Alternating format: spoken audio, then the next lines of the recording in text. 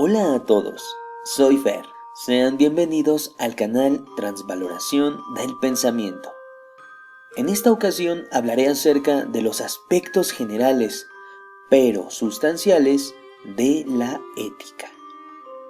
Cuestiones tales como qué estudia, cuáles son los tipos de ética que hay desde la filosofía actualmente, y también haré mención de otras cuestiones interesantes que aborda dicha disciplina. Espero sea de su agrado.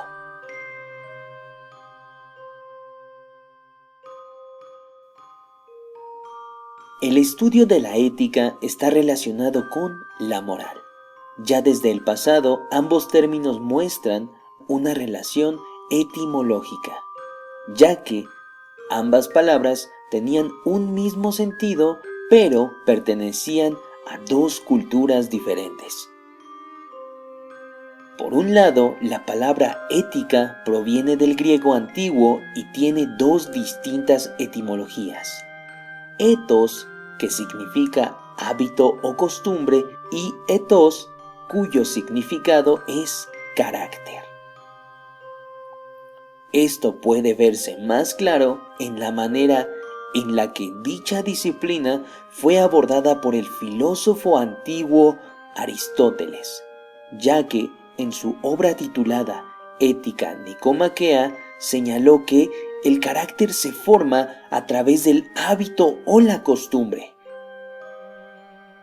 Por ejemplo, es a través de la repetición de acciones consideradas virtuosas que éstas se vuelven un hábito y se forma un carácter virtuoso o excelente, o como en griego se le conoce, arete. Esto quiere decir que el ethos se forma a través del ethos.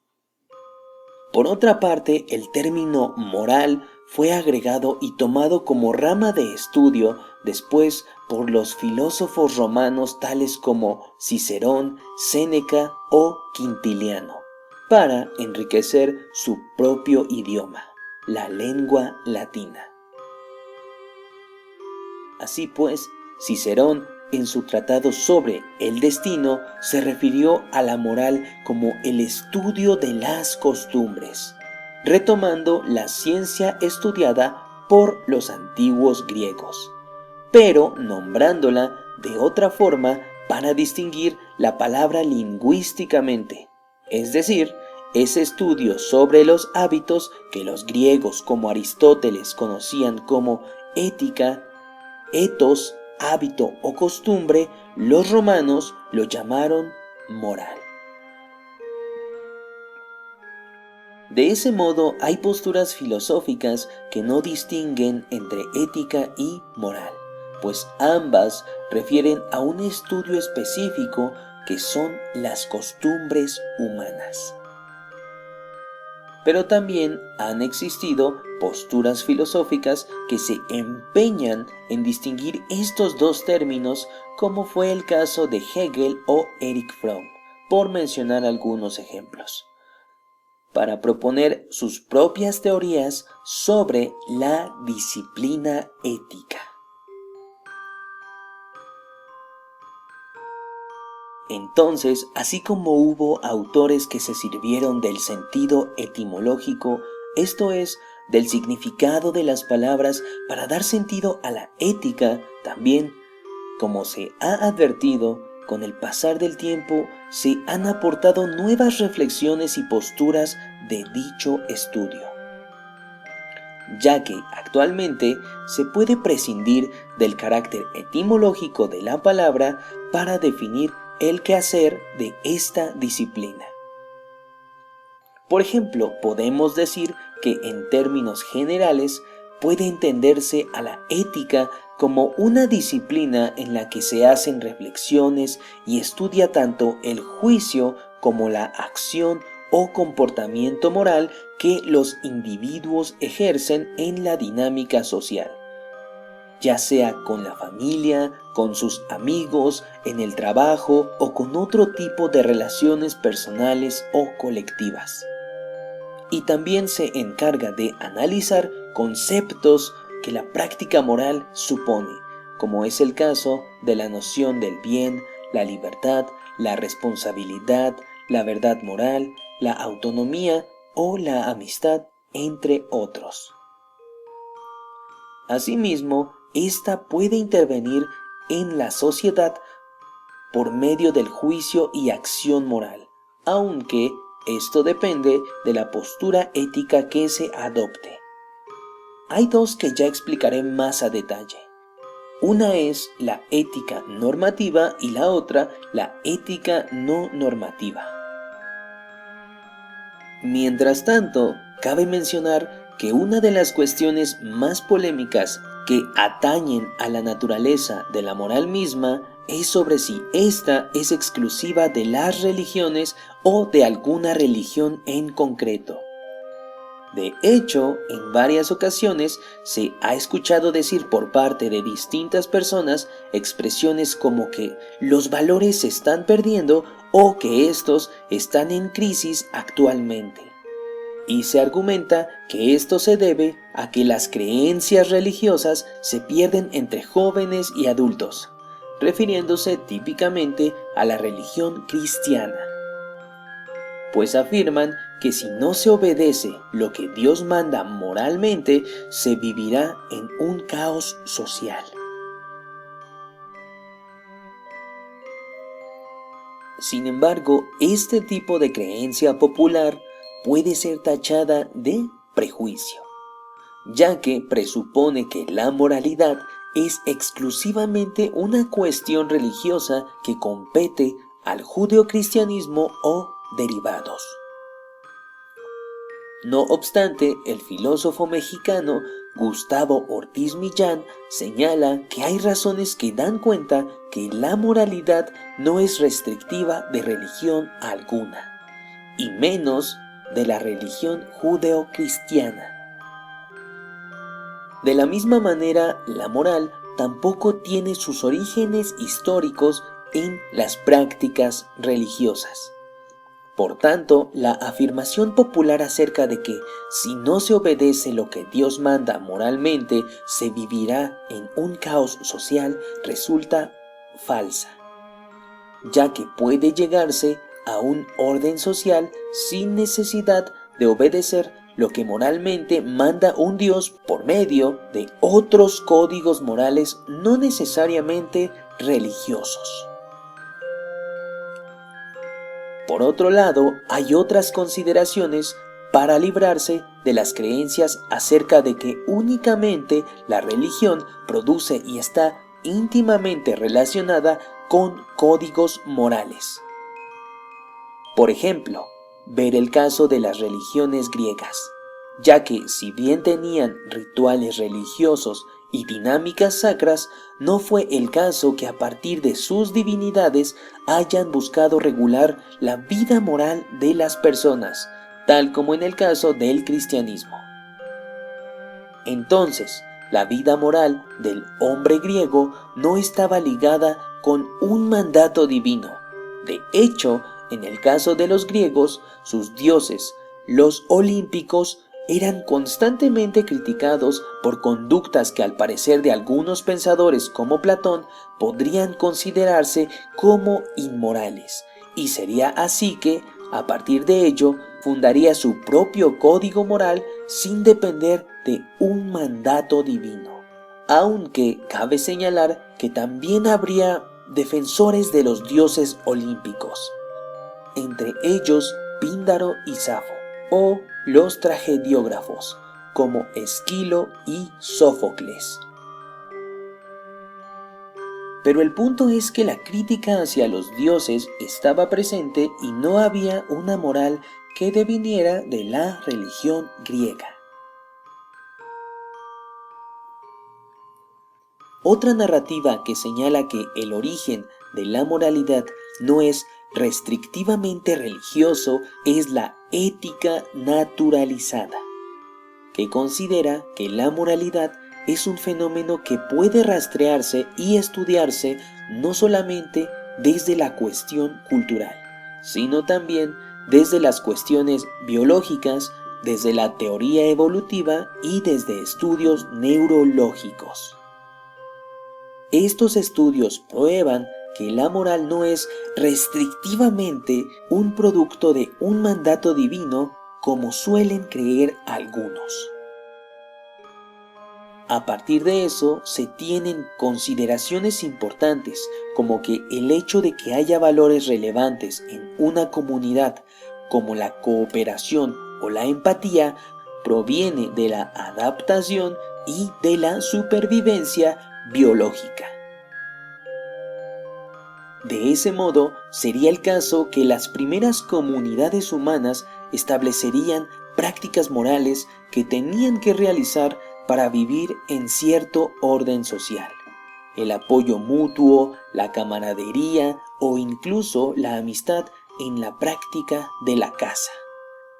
La disciplina, el orden establecido en las dinámicas de trabajo en cosechas, la confianza y resguardo por el cuidado de un territorio. Por tanto, es menester en grupos sociales una regulación moral para vivir en una comunidad. Ya el etólogo, psicólogo y primatólogo Frans de Waal señala que especies animales con una capacidad cognitiva desarrollada como los primates pueden imponer en su comunidad criterios que consideraríamos morales, tales como la reciprocidad, la equidad y el altruismo, en términos de lo bueno y lo malo, para mantener orden en sus sociedades.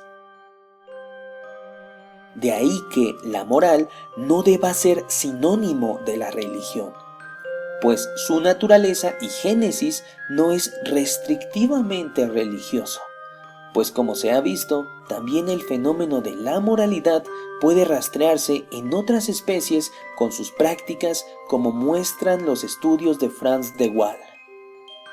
Sin embargo, esto tampoco exime de tomar en cuenta que es verdad que cada religión posee ciertas normas morales específicas y determinadas, que se caracterizan principalmente, me atrevería a decir, en que tienen que ver con obedecer y respetar un mandato divino.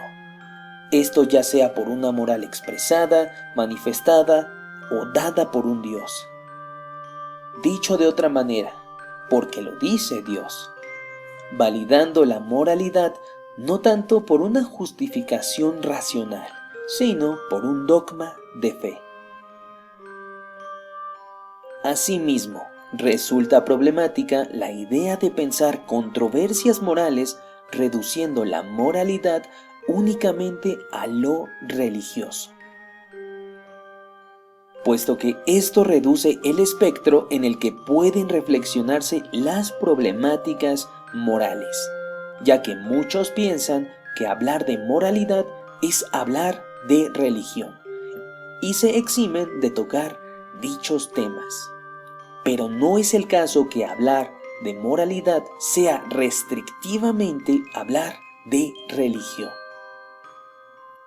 Y por cierto, el filósofo mexicano Ortiz Millán también va más allá de la creencia popular acerca de que la moral se reduce al ámbito religioso, y afirma que si hay religión es porque hay una moral que la ha sostenido históricamente, y no es el caso que la moralidad es sostenida por la religión.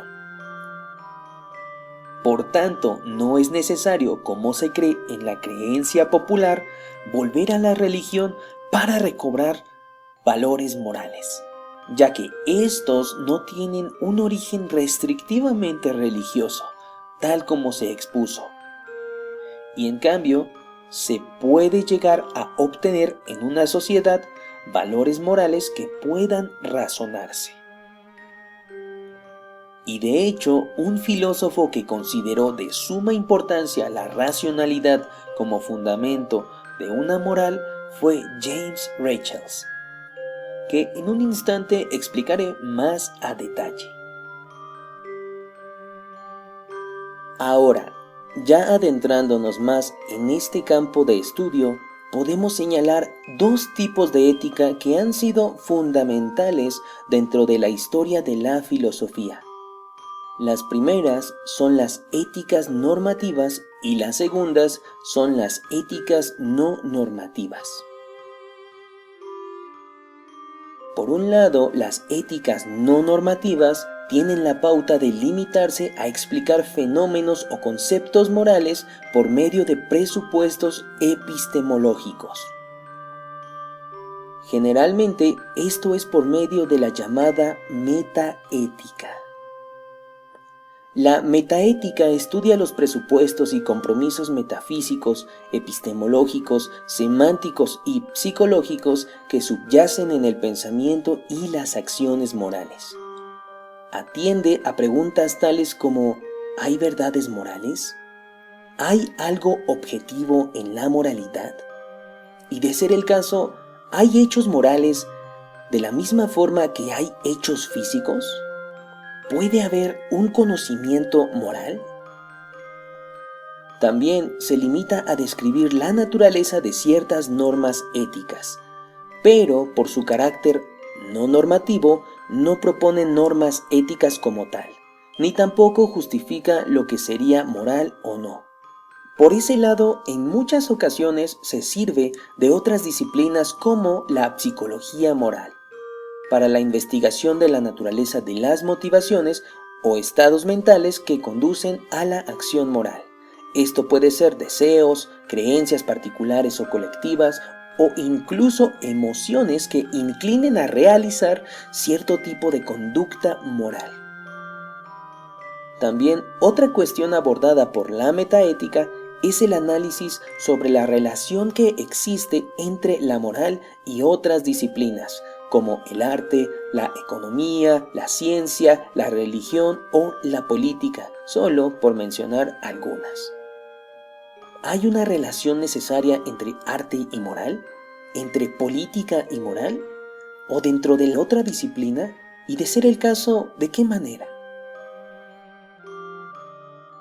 Existen otro tipo de teorías éticas no normativas, que se restringen únicamente a ser descriptivas, a describir la moralidad desde un plano histórico, dado que parten de la idea de que la filosofía, por medio de la ética, pretende describir la manera de proceder moral de cada contexto, explicar su razón de ser, comprender cuál es su naturaleza y cuáles son los problemas que devienen de ella históricamente.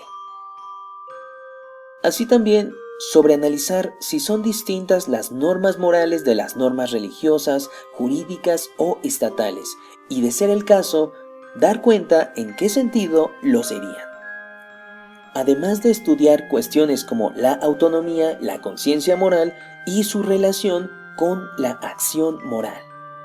También parten de la idea de que no hay una moral universalmente válida, puesto que consideran que en diversas culturas ha habido distintos códigos morales, maneras de llevar a cabo una moral. Por tanto, en este tipo de teorías se considera que no es la labor de la ética considerar lo que está bien o lo que está mal, dado que eso lo determina cada sociedad. En ese sentido, la moral depende de un contexto histórico y cultural dado, tal como lo han mostrado disciplinas humanísticas tales como la historia, la antropología o la sociología. De ahí que surjan posturas nombradas como el relativismo normativo, que parte de la idea de que como en diversas sociedades y culturas hay distintas y diversas normas, no puede evaluarse la calidad moral de una norma con otra norma moral y cultural distinta porque no parten de los mismos principios. En consecuencia, este tipo de posturas pone en duda la idea que se tiene desde los derechos humanos. Esto es, que existan derechos que partan de una moral universal aplicable para todos. A partir de esto, uno puede preguntarse, ¿hay valores que trasciendan a toda cultura y momento histórico y que puedan considerarse universales? Y de ser el caso, ¿estos valores deben darse a toda persona en tanto derecho humano? O dicho de otra manera, ¿existen o tiene sentido plantear derechos humanos universales? Por otro lado, vale la pena mencionar que hay posturas no normativas que pretenden ser acreedoras a un estatus científico. Para ello, se han servido de diversas ciencias empíricas para avanzar en el campo del estudio moral. De esta manera, se ha abordado el estudio de la ética por medio de investigaciones empíricas realizadas por otras áreas de estudio, tales como la sociología, la biología, la psicología evolutiva o las neurociencias. Como se mencionó, este tipo de teorías no se encargan de dar normas que deba seguir un individuo en sociedad o una comunidad, sino únicamente de describir causas sobre cómo un individuo o una comunidad siguen una moral dada y cómo puede describirse dicho proceso o comportamiento moral ejercido en dicha comunidad. Trabajan bajo un esquema meramente descriptivo y no prescriptivo, ya que no tienen la pretensión de perder su cientificidad. Puesto que la ciencia no es prescriptiva, no se encarga de dictar normas a seguir, sino solamente verificar y describir. Albert Einstein, en su artículo titulado The Laws of Science and the Laws of Ethics, señala muy bien el carácter científico, pues dice que mientras nos mantenemos en el terreno propiamente científico, no nos podemos nunca encontrar con frases como "no mentirás", ya que los enunciados científicos sobre hechos y relaciones no pueden producir directivas éticas.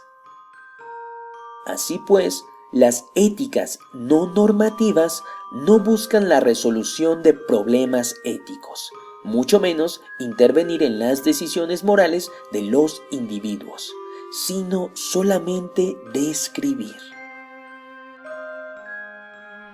Por otro lado están las éticas normativas, que parten de la idea de que es posible guiar actos morales y justificarlos de manera racional. Esto no quiere decir hacer una receta para actuar, sino posibilitar una argumentación sólida y razonable sobre la cual se pueda ejercer una acción moral. Por ejemplo, la filosofía moral que advertimos anteriormente de James Rachels es un claro ejemplo de este tipo de ética. Para Rachels resulta de gran importancia aspirar a ser un agente moral y racional. De ahí que considere que debe haber una moral reflexiva, racionalizada y que no apele restrictivamente a los sentimientos para el juicio moral. Además de que ésta debe guiar a la acción moral, o esto podría traer resultados arbitrarios, impulsivos e injustificados argumentativamente. Así pues, basar criterios únicamente en los sentimientos sin servirse de la razón solo reducirá el problema moral a dos o más personas de opiniones contrarias entrando en conflicto. Es por eso que deben consultarse buenas razones. Supóngase que alguien dice que tú debes hacer tal o cual cosa, o que hacer tal o cual cosa sería incorrecto. Puedes legítimamente preguntar por qué debes hacerlo o por qué sería incorrecto. Y, si no puede darse una buena razón, puedes rechazar el consejo como arbitrario o infundado. También, algo que vale la pena señalar es que aquello que caracteriza a los juicios morales es que son diferentes de las expresiones de gusto personal. Por ejemplo, si alguien dice "me gusta el café", no necesita dar una razón. Simplemente está declarando algo acerca de sí mismo y nada más. En cambio, si alguien dice que algo es moralmente incorrecto, sí necesita dar razones y si sus razones son sólidas, debe reconocerse. En consecuencia, la moral debe ejercerse a partir de la reflexión, del análisis y del razonamiento para conducir así la acción moral. Cabe aclarar que, de acuerdo con esta postura, esto no quiere decir que los estados mentales como la compasión u otro tipo de sentimientos no se relacionen de ningún modo con el juicio moral, sino que aquello que sentimos no debe ser únicamente la justificación que nos guíe a una acción moral, sino, como se mencionó, debe ser una justificación racional y bien fundada y argumentada. Partiendo de eso, Rachels señaló la importancia del estudio ético, y para él es el intento de alcanzar un entendimiento sistemático de la naturaleza de la moral y de lo que exige de nosotros. De ahí que recuerde las palabras que dijo Sócrates. No estamos hablando de una insignificancia cuando hablamos de la moral, sino de cómo debemos vivir. Desde esta perspectiva, la moral no se reduce únicamente a un estudio teórico que describa el proceso moral, sino que refiere a que el estudio moral sirve como instrumento para saber cómo y por qué debemos vivir de cierta manera, cómo y por qué actuar de cierta manera. Para probar su tesis sobre la importancia y la manera de atender problemas morales que se presenten, Rachels apela a casos concretos que invitan a la reflexión, al análisis y al buen juicio moral. Por ejemplo, señala el caso de una recién nacida en Florida, Estados Unidos, en el año de 1992, llamada Teresa, víctima de un padecimiento llamado anencefalia, el cual consiste en la falta de partes importantes del cerebro, tales como el encéfalo, el cerebelo, además de la falta de casquete del cráneo, partes esenciales para la capacidad y desarrollo cognitivo de un ser humano. En dicho padecimiento no se carece de tallo cerebral, y debido a esto, el cuerpo puede realizar funciones autonómicas, tales como la respiración y los latidos del corazón. Sin embargo, la cuestión con este tipo de casos es que en general nacen sin vida, o a los pocos días o incluso horas, la vida del infante tiene fin. De hecho, son casos excepcionales aquellos en los cuales alcanzan a sobrevivir hasta una semana o poco más, y eso bajo ciertas circunstancias. Resulta bastante lamentable la situación.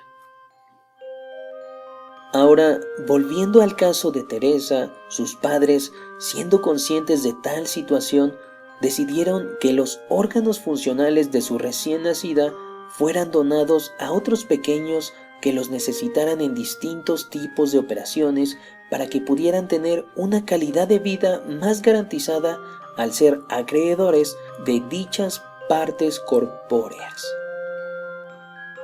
De esa manera, riñones, hígado, corazón, pulmones y ojos serían dados a otros infantes que pudieran beneficiarse de ellos. Cabe señalar que por lo menos en Estados Unidos, que es el país donde se dio a cabo dicho acontecimiento, alrededor de 2,000 infantes necesitan trasplantes cada año. Desafortunadamente, son escasos los órganos disponibles.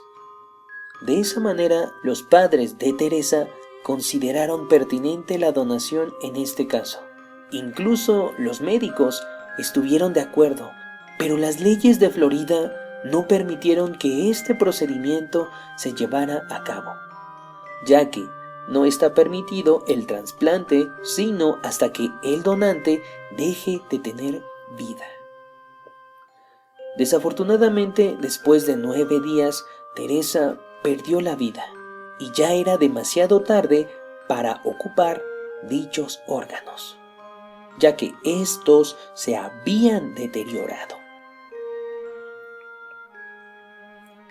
Rachel narra de una mejor manera este caso y lo desarrolla bastante bien con todas las problemáticas que se dieron en ese entonces. En el área médica, con los medios de comunicación, con los filósofos y un largo etcétera. Así que los invito a leer su libro Introducción a la Filosofía Moral en el apartado de ¿qué es la moral?, para ampliar la reflexión que posiblemente ustedes estén teniendo ahora, pues surgen preguntas tales como ¿está moralmente justificado dar una vida para salvar otras? ¿Era bueno para Teresa conservar sus órganos aunque no tuviera una vida prolongada? ¿Es malo quitar la vida en todos los casos? ¿O una vida meramente biológica, desprovista de toda posible y potencial vida mental, es una vida acreedora a moralidad y protección jurídica? Toda la delicadeza de dichas preguntas son reflexionadas en el apartado mencionado. Nuevamente, los invito a leer dicho libro en dicha sección. El punto es que Rachel se sirve de este caso y de otros más mencionados para considerar problemas que el filósofo moral debe dar cuenta y además aportar una solución justificada, así como intervenir en controversias suscitadas por falta de análisis conceptual, para que de esa manera se tengan buenas razones para modificar ciertas leyes de cierto lugar y que se pueda llevar a cabo un buen juicio moral que guíe una buena acción moral a partir de dichas leyes. También para reflexionar si queda justificado en ciertas circunstancias el mayor valor de varias vidas sobre una en particular, y si tiene sentido distinguir y replantear la idea de vida digna y mera vida orgánica. En cualquiera de los casos, Rachel señala que los juicios morales deben apoyarse en buenas razones o criterios para que no se consideren juicios arbitrarios u opiniones injustificadas. Por otro lado, advierte que también nuestros razonamientos pueden ser irracionales, ya que pueden no ser más que el producto del prejuicio o del condicionamiento cultural. En cierta época, por ejemplo, los sentimientos de una comunidad solían creer que los miembros de otras comunidades eran inferiores y que como ejercicios como la esclavitud formaban parte de los planes de Dios, había que ejercerla. Entonces, debe haber un análisis filosófico y riguroso sobre cada situación controversial para no caer en dichos prejuicios culturales, en los cuales puede bien gobernar la irracionalidad. También para la teoría ético-normativa de Rachel se debe considerar algo que llamó como el principio de imparcialidad para el juicio moral. Pero, ¿qué quiere decir esto? Refiere a que los intereses de todos son igualmente importantes. Desde un punto de vista moral, no debe haber personas privilegiadas. Esto quiere decir que cada uno de nosotros debe reconocer que el bienestar de otras personas es tan importante como el propio. Así pues, no cerrarse en un individualismo, sino pensar en la relación con los otros y pensar en las consecuencias que tendrán nuestros actos con ellos. Concluye esto ya que considera que no hay una razón que justifique que no se debe reconocer el bienestar de los otros. Por otro lado, también señala que en ocasiones específicas, tener un trato diferente con los otros no es necesariamente un trato inmoral, solo que deben considerarse las razones que llevaron a tener ese trato diferente a ese caso específico, tal como sería el caso en el que se crearan rampas en las calles para las personas que andan en silla de ruedas. Este sería un trato distinto hacia ese sector de la población. Sin embargo, nadie podría objetar que por ser un trato diferente hacia su individualidad, es un trato inmoral. En cambio, hay buenas razones y lo suficientemente justificadas para que se den las condiciones de un trato distinto hacia esas personas. Esto es, que su movilidad debe ser con las menores dificultades y molestias, tal como la movilidad de una persona que no anda en silla de ruedas. Ahora quiero agregar que estoy consciente que hay ciudades o territorios donde no habrá este tipo de infraestructuras, de rampas de las que hablo, y esto se deberá a diversas cuestiones. Sin embargo, el punto que quiero recalcar es que aunque no haya, no quiere decir que consideremos que sea un acto inmoral que estén presentes ese tipo de infraestructuras. Solamente quería exaltar realmente eso, para evitar algún tipo de confusiones respecto de lo que estoy diciendo.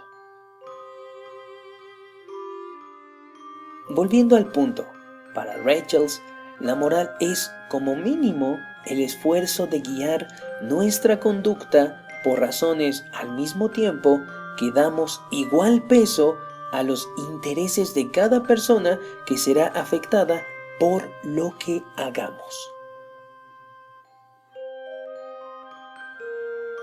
Cabe mencionar que la ética normativa también es conocida como ética práctica, ya que, como se ha visto, aborda y resuelve controversias que aparecen en la vida práctica.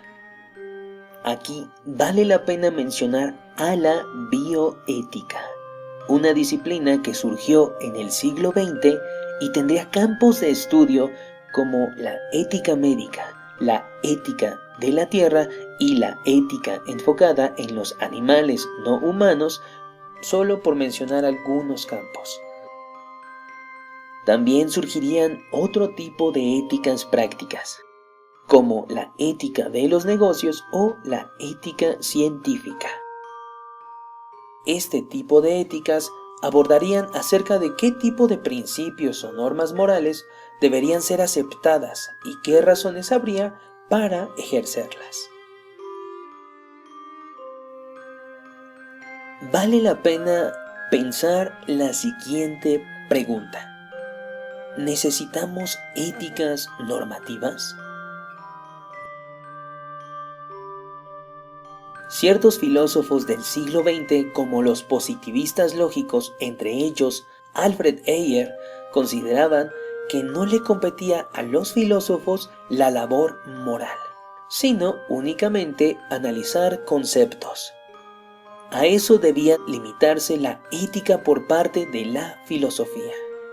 Por otro lado, los filósofos existencialistas también consideraban que la labor ética no debía dictar normas, sino solamente dar cuenta de la libertad humana y la responsabilidad. Por ejemplo, Jean-Paul Sartre señalaba que no había una manera única y moral de la cual actuar, es decir, que no había recetas para la acción moral, sino que cada uno decidía y, responsablemente, debía hacerse cargo de toda consecuencia de sus actos.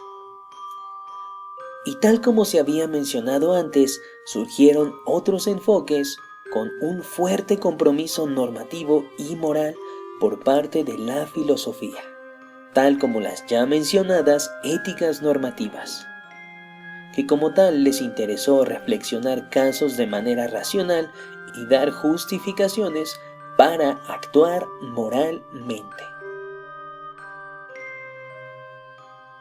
Por otro lado, cabe mencionar que dentro de ciertos escenarios sociales se han buscado razones que dar tras diversas controversias. Por ello mismo han llegado a existir comités de ética en hospitales o secretarías de salud donde se llevan a cabo decisiones que atañen a la relación entre médico y paciente ante polémicas particulares. Dentro de estos comités se encuentran tanto especialistas del área médica como especialistas del área humanística. Y de hecho, esta es una manera en la que el filósofo moral interviene de manera directa en el ámbito público. Además, este tipo de comités surge por la caducidad del juramento hipocrático. Esto debido a los límites que tiene, de acuerdo a un momento histórico. De esa manera, por parte del área médica, se han vuelto a poner los ojos sobre el estudio de la ética, debido a que nuevos problemas surgen en el área médica y los médicos actuales buscan la resolución de ciertas decisiones que atañen a la vida humana y el cuidado no solamente médico de ella, sino también su cuidado moral, a través de ciertos procesos o procedimientos quirúrgicos.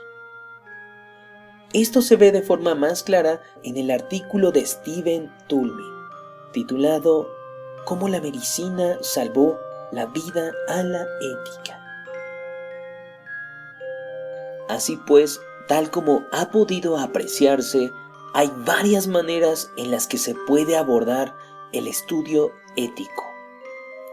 Sin embargo, sobre la pregunta de si necesitamos éticas normativas, la respuesta me parece evidente.